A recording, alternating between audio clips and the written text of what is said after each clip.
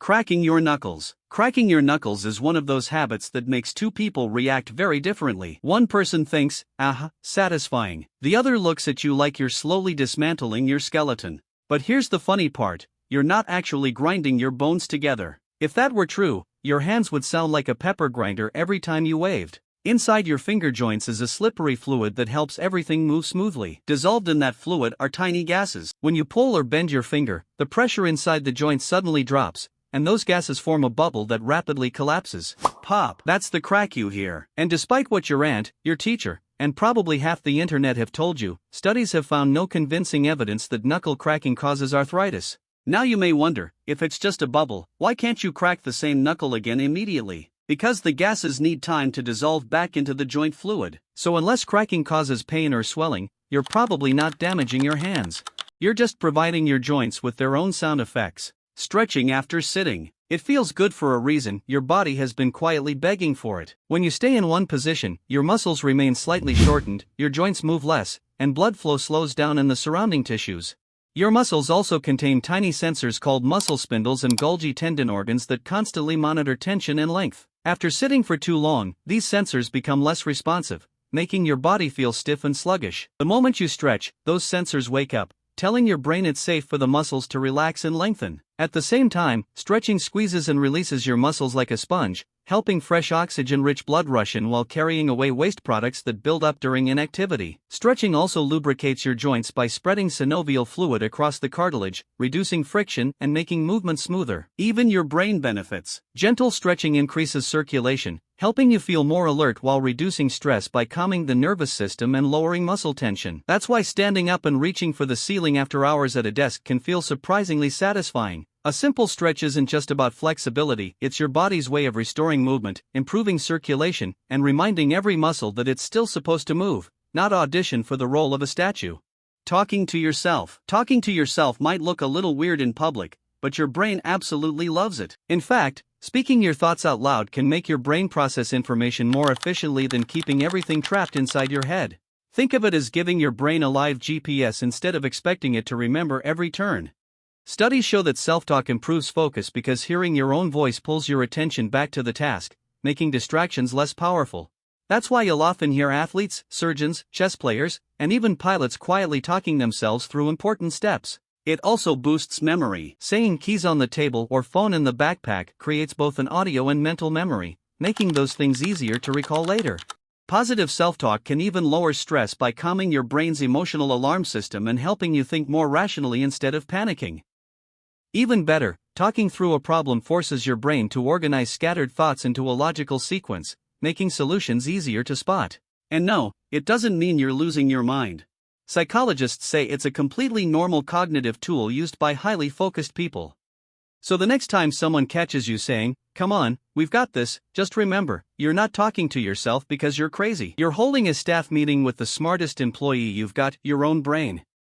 Chewing gum while studying. This might seem like a distraction, but your brain may actually treat it like a small focus booster. The simple act of chewing activates the muscles in your jaw, which can slightly increase blood flow and help you feel more alert. At the same time, the rhythmic chewing motion stimulates nerves connected to the brain, helping maintain attention during long periods of concentration. It's like giving your brain a gentle wake-up shake instead of a slap. Chewing gum can improve sustained attention, reduce mental fatigue, and even slightly speed up reaction time while performing demanding tasks. For some people, it also provides a harmless outlet for restless energy, making it easier to concentrate instead of constantly tapping their feet or reaching for their phones every 30 seconds. Scientists are still debating whether chewing gum directly improves memory, and any effects appear to be small rather than dramatic. So don't expect it to magically download your textbook into your brain. But if you're feeling sleepy or struggling to stay focused, a piece of sugar-free gum might give your brain just enough of a boost to stay engaged. It's not a magical IQ upgrade, but it can be a surprisingly simple trick to help you stay alert and mentally switched on during a study session.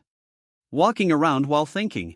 Ever notice how your best ideas show up only after you start pacing around the room? That's not procrastination. The moment you begin walking, your heart pumps faster, sending more oxygen and glucose to your brain, especially the frontal lobe, the area responsible for planning, problem solving, and decision making. Walking also boosts the release of chemicals like dopamine and norepinephrine, which sharpen attention, improve motivation, and make it easier to connect ideas. At the same time, rhythmic movement increases communication between different brain regions, allowing information that seemed unrelated to suddenly click together. Research has consistently found that walking can increase creative thinking, helping people generate more original ideas than sitting still. It also lowers cortisol, the body's main stress hormone, which frees up mental resources that would otherwise be wasted worrying. Even memory gets a boost because light movement increases blood flow to the hippocampus, the brain's learning and memory center. Your brain wasn't designed to solve every problem while glued to a chair. Sometimes the shortest path to a brilliant idea is literally taking a few extra steps. Long, slow sighs. That long, dramatic sigh you let out after a stressful moment isn't your body giving up, it's actually your nervous system hitting the reset button. Deep inside your lungs are millions of tiny air sacs called alveoli, where oxygen enters your blood. During normal breathing, some of these air sacs slowly begin to collapse. Every few minutes, your brain automatically triggers a deep breath or sigh to reopen them, improving oxygen exchange and keeping your lungs working efficiently. But here's where it gets even cooler. When you intentionally take a slow, deep sigh followed by a long exhale, you activate your parasympathetic nervous system, your body's built-in calm mode. The long exhale stimulates the vagus nerve, telling your heart to slow down, lowering stress hormones, and helping your brain switch from panic mode back to clear thinking. Researchers have found that slow breathing with extended exhales can reduce anxiety, improve emotional control, and even sharpen attention by calming the brain's alarm circuits. That's why people instinctively sigh after a difficult exam, an awkward conversation, or finally finding their phone after accusing everyone else of stealing it. Your body already knows the trick before you do. Don't underestimate a slow, satisfying sigh. It isn't a sign of weakness or exhaustion, it's your brain and lungs teaming up to quietly whisper, "Alright, let's try that again." Sleeping with one foot out? Sleeping with one foot sticking out of the blanket might seem like an odd bedtime habit, but there may be a simple biological reason behind it. To fall asleep, your body naturally begins to cool down as part of its normal sleep cycle. Your feet are especially good at releasing heat because they contain many blood vessels close to the skin. When these blood vessels widen, they allow more warm blood to reach the surface, helping your body lose heat more efficiently. Think of your feet as your body's built-in radiator. Letting one foot peek out from under the blanket may help some people cool down just enough to feel more comfortable without uncovering their entire body. Your brain is basically trying to find the perfect balance between staying warm and not overheating. Of course, if your room is already cold, that exposed foot may quickly decide it has made a terrible life choice and dive back under the blanket.